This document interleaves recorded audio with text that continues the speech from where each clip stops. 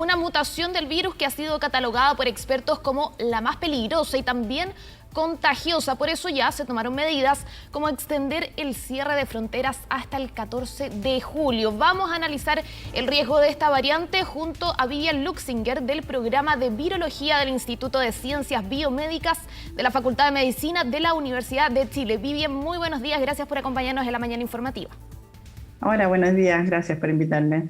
Vivian, ya fue muy complejo para, la verdad, todo el mundo, pero en el país específicamente, saber, conocer el COVID-19, ¿no es cierto?, de qué se trata, la enfermedad, cómo se transmite, ¿no es cierto?, etcétera. Y después empiezan a aparecer distintas variables, la variable británica, la variable brasileña, y la verdad es que la gente claramente, entre tanta variable, se confunde. Esta variable Delta también llega al país ya informada por las autoridades y se nos ha dicho que es más transmisible, que es una de las más peligrosas, por así decirlo. ¿Qué es la variable Delta para que la gente pueda conocerla y saber también cuáles son sus implicancias? Variante es la palabra. Las variantes virales, en este caso la variante Delta, significa que tiene cambios respecto a las variantes que estaban circulando previamente. En este caso tiene como 8 a 10 cambios, especialmente en la proteína SO Spike, que es una de las proteínas más importantes del virus porque es la que le permite ingresar a la célula. Entonces, estos cambios de alguna forma facilitan ese ingreso. Es como tener una llave más precisa para la cerradura, que es el receptor de la célula que permite el ingreso. Entonces, eso la hace más transmisible porque además es más rápida la infección en las personas. Ahora, ¿cómo la gente puede identificarlo? Porque se ha visto o se ha dicho que, por ejemplo, se puede confundir, al igual que quizás el COVID-19, con un resfrío común, por ejemplo. ¿Hay algunas diferencias entre variables quizás para conocer si es que tengo esta variable Delta o no? ¿Cuáles son los síntomas que hay? La verdad es que es muy difícil de diferenciar, no, imposible diferenciar una variante exclusivamente en base a la clínica. Lo que se ha informado es que esta variante Delta tiene mayor sintomatología como de resfrío, o sea, más secreción nasal, menos tos y menos alteración del gusto y el olfato que las otras variantes. Pero yo creo que clínicamente estamos en la situación en que si uno tuviera una infección respiratoria y tiene mucha secreción nasal y sabemos que los otros virus respiratorios no están circulando, es el principal sospechoso, un coronavirus, un SARS-CoV-2, el principal sospechoso, y con esa sintomatología uno podría pensar que es una variante Delta. Pero desde el punto de vista clínico, en realidad no se hace la distinción de variantes, se hace con laboratorio, analizando el genoma del virus. Ahora, en muchos países esta variable ha significado un gran problema para el sistema de salud pública. Hemos visto que, sobre todo en países de Europa, ha sido bastante complejo porque últimamente ha estado presente en la mayoría de casos de contagio. ¿Qué puede significar finalmente para el sistema de salud esta variable en cuanto a es más transmisible, puede afectar mucho más el ingreso a las unidades de cuidados intensivos? ¿Cómo se ve ahí, cómo se analiza y se estudia esta variable Delta? Claro, es un problema, una variante más transmisible, porque eso significa que tienes más infectados, y si tienes más infectados, dentro de esos infectados va a aumentar el número de enfermos graves, y dentro de esos enfermos graves los que necesiten UCI y también los que fallezcan. Por lo tanto, es una carga, nuevamente es una tremenda carga para todo el sistema de salud, si es que tenemos muchos infectados con esta variante, porque independiente de que no sea más agresiva, que no lo sabemos, de que no sea más agresiva, es más transmisible, por lo tanto van a haber más personas infectadas. Y por proporciones dentro de esas personas infectadas vamos a tener más enfermos graves. Así es que realmente va a preocuparse porque si se empieza a difundir esta variante en la población, vamos a tener más infectados con todas las repercusiones que tenemos. Así es que hay que extremar las precauciones para evitar el contagio. Y ahora, ¿cuál es la posibilidad de recontagio de esta variable? Muchos han hablado también de eso, de que puede volver a contagiarse la persona con esta variable. A diferencia de otras, ¿cuál es la posibilidad de recontagiarse con esta? Sí, mira, lo que se ha visto, por ejemplo, es lo que mostró las cifras en Israel, que hay un porcentaje de personas de salud que estaba completamente vacunado con Pfizer, con todo el esquema de vacuna, y sin embargo se reinfectaron con esta variante. Así es que eso daría indicio de que en realidad la respuesta inmune inducida por esta vacuna o por otra, incluso la infección natural, no sería tan efectiva para evitar la reinfección con esta variante. Ahora, esto no es tan inusual, no es inusual en los virus respiratorios y en los coronavirus en particular, porque cambian. Y si cambian esta proteína externa, los anticuerpos que están que más nos interesan, que son los anticuerpos que bloquean esta proteína. Si esta proteína cambia mucho, los anticuerpos no lo pueden reconocer adecuadamente y ese es el problema.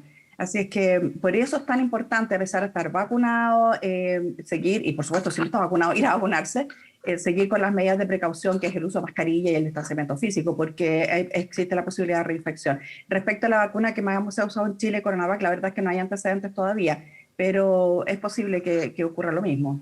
Sí, Vivian, justamente quería preguntarte sobre ese tema, sobre la vacuna, porque escuchábamos hace algunos minutos a la subsecretaria de Salud Pública, Paula Daza, señalando que es fundamental, como tú decías, las medidas de autocuidado, pero también vacunarse. Sabemos que los estudios sobre las distintas variables son muy incipientes aún, pero ¿cuánto podría protegernos de esta variable el estar vacunado con los distintos esquemas? Primero con la primera dosis y con el esquema completo de la segunda dosis. Mira, el esquema de vacunación tiene que ser completo para que realmente sirva. La primera dosis es una protección parcial y en algunas vacunas muy, muy pequeña. Así es que hay que completar el esquema, eso primero que todo. Y vacunarse de todas maneras, porque si bien no nos protegería de la reinfección, por lo menos no todos los vacunados, sí estaría funcionando para proteger enfermedad grave y por lo tanto de muerte. Así es que de todas maneras la vacuna funcionaría, por lo menos en este aspecto que es muy importante. Reinfectarse, bueno, está dentro de las posibilidades con esta vacuna, con las vacunas que estamos usando, y esto es un tema que va a seguir ocurriendo porque las variantes van a seguir existiendo en la medida que tenga hospederos, o sea, seres humanos en los cuales se replique el virus. Las variantes ocurren, los cambios ocurren en medida que se replica el virus, por lo tanto, mientras las personas se infecten y el virus tenga la posibilidad de replicarse, va a generar estos cambios. Pero la buena noticia es que lo que se ha mostrado hasta ahora es que por lo menos las vacunas sí han funcionado en evitar las enfermedades graves y por lo tanto las muertes. Ahora, Vivian, respecto de la trazabilidad de los casos, porque siempre se ha señalado que esa es una parte fundamental para saber también la cantidad de personas contagiadas en el país, pero también para poder identificar, ¿no es cierto?, las distintas variables presentes. Según lo que tú has visto respecto de las variables también que ya están presentes en nuestro país hace algún tiempo, ¿cómo ha funcionado la trazabilidad de esos distintos casos? ¿Cómo se puede ordenar para después finalmente tener una información acabada de las distintas variables que están presentes en nuestro país y también cómo ha ido evolucionando eso? Mira, la trazabilidad es fundamental. Y aquí vamos a ver en esto de la variante Delta si la trazabilidad funciona o no funciona. La verdad, en la práctica uno sabe que no ha funcionado bien, que ha sido un tema débil en el manejo de esta epidemia, porque así llegó el SARS coronavirus a Chile, han llegado otras variantes, y vamos a ver aquí la trazabilidad, porque la trazabilidad significa identificar a todas las personas, en este caso, que tuvieron contacto, y no contacto estrecho, sino que tuvieron contacto con esta persona que llegó infectada con esta variante. O sea, hay que ubicar a todos los que estuvieron en contacto con ella, independientemente de hasta 1 minuto, 2 minutos, con o sin mascarilla. Es más transmisible, no sabemos qué tipo de mascarilla utilizaron, por lo tanto, o no utilizaron, por lo tanto es fundamental identificar a todos los que estuvieron en contacto con ella para poder controlarlo y chequear y además ver con quién estuvieron en contacto de esas personas, porque si no vamos a tener una diseminación de la variante a todo el resto del país. Así que aquí vamos a tener una observación real de que también funciona. En la práctica lo que hemos visto es que la trazabilidad, como dije, ha sido absolutamente insuficiente. Y aparte de la trazabilidad, ¿cuál podría ser el mejor plan de contención, por así decirlo, desde tu punto de vista para poder contener, como lo decía, esta variable de parte de las autoridades también, pero de parte de la población? ¿Cómo poder cuidarnos, prevenir que esta variable ingrese a los distintos hogares del país? Mira, las recomendaciones no son nada nuevas, es lo mismo, pero con mayor énfasis. Hay que evitar la infección, y la infección se evita usando mascarilla, evitando las reuniones sociales, familiares, evitando las aglomeraciones. Hay que mantener el distanciamiento físico. Si es más transmisible, con mayor razón, tenemos que ser más rigurosos en estas medidas porque es más fácil que se transmita, por lo tanto, tengo que ser más rigurosa con el distanciamiento físico, tengo que ser más rigurosa con no reunirnos en grupos, especialmente en lugares cerrados, porque se transmite más fácil. Y por supuesto, vacunarse, eso es urgente. Todo aquel que esté en la edad en que pueda ser vacunado, que se vacune. Y quiero aprovechar de invitarlos para porque la vacuna es muy importante y para poder entender por qué son tan importantes y cómo funcionan las vacunas, hay un curso en la Universidad de Chile que es el curso abierta sobre vacunas, que es de acceso gratuito. Todas las personas pueden ingresar al curso porque hay que tomar decisiones informadas y para tomar decisiones informadas tenemos que saber cómo funcionan las vacunas, qué producen, para que entendamos de qué sirve. Así que el mensaje es a vacunarse y a seguir manteniendo más estrictamente aún las medidas de seguridad, que es uso de mascarilla, lavado de manos, distanciamiento físico. Sí, Vivian, ayer se le consultaba al ministro de Salud, Enrique París, si ya la llegada y la confirmación de este caso por esta variable nueva, Delta, ¿no es cierto?, en el país podría significar quizás algún aumento de las restricciones para la comunidad, ¿no es cierto? Y él señalaba que esto tiene que ver más con un cierre de fronteras que otra cosa, por eso se extendió el cierre de fronteras indicado el día de ayer.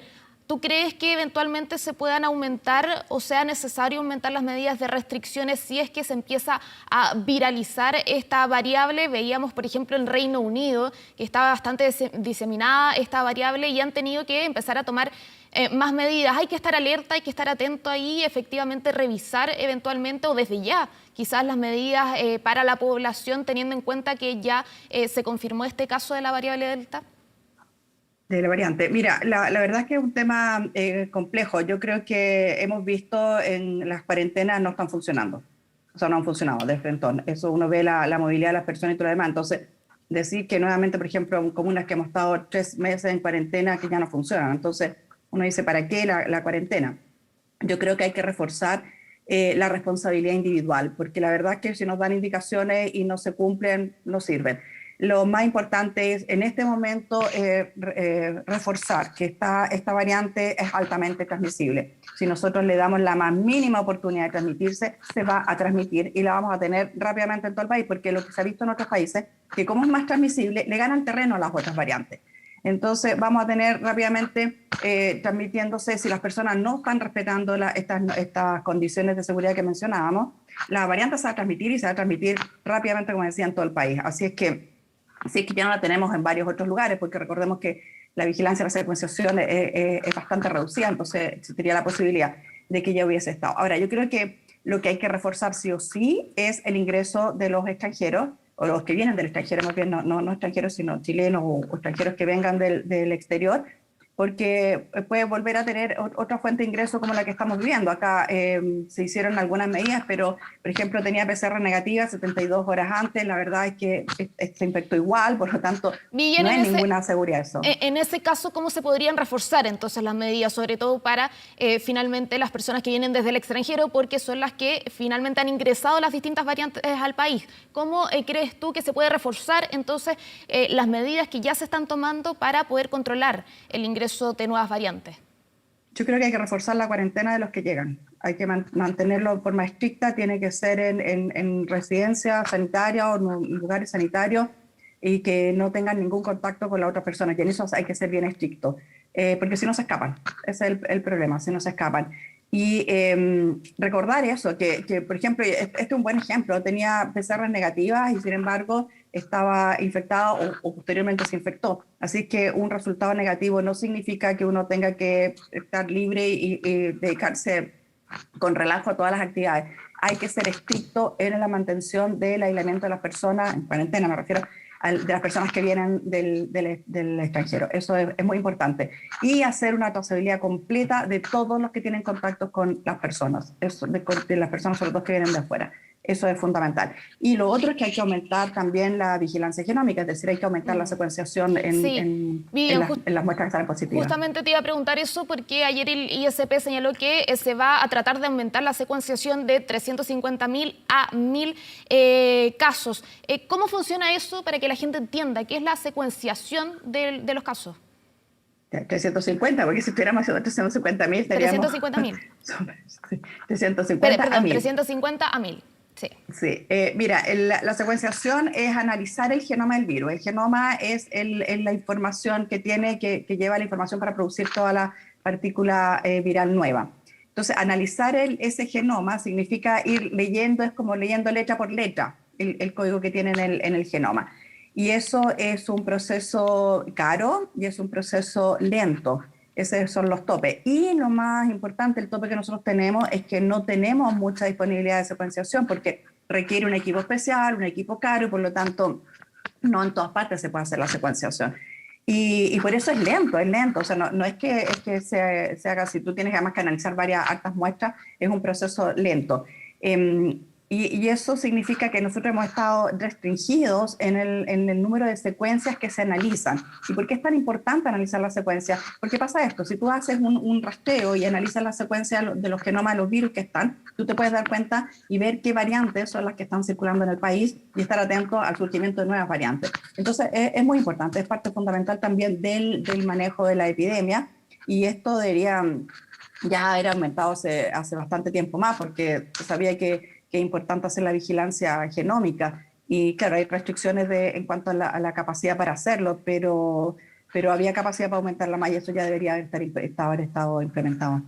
Así es, esperamos que entonces que la secuenciación aumente y también dejamos todos invitados al programa para conocer las vacunas que tú nos comentabas. Vivian Luxinger del programa de Virología del Instituto de Ciencias Biomédicas de la Facultad de Medicina de la Universidad de Chile. Muchas gracias por acompañarnos en la mañana informativa. Gracias a ti, que estés bien.